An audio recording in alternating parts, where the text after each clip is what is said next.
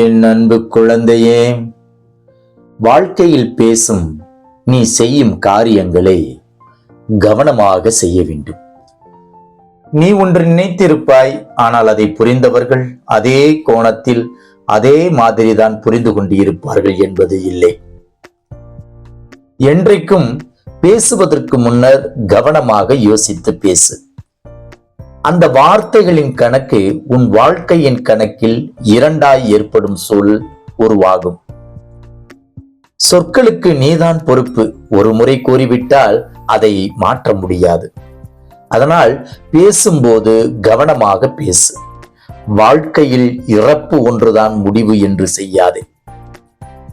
உன்னை சுற்றி 1000 துர்நாற்றங்கள் வீசலாம், ஆனால் அதை சகித்து போகச் சொல்லவில்லை. அதை எதிர்த்து உன்னால் மூச்சை நேராக சுவாசிக்க முடியும். வாழ்க்கையில் தான் லட்சியங்களும் பாதைகளும் தவிர லட்சியங்கள் பாதைகள் வாழ்க்கையாகாது. வாழ்வதற்கான தேடல்தான் இந்த குறிக்கோள் ஓட்டம் எல்லாம். இதைத்தான் வாழ்க்கை என்று என் பிள்ளைகள் எண்ணுகிறார்களே. ஆத்மாவை காயப்படுத்தும் எந்த உரிமையும் மற்றொரு ஆத்மாவிற்கு இவ்வுலகில் கொடுக்கப்படவில்லை.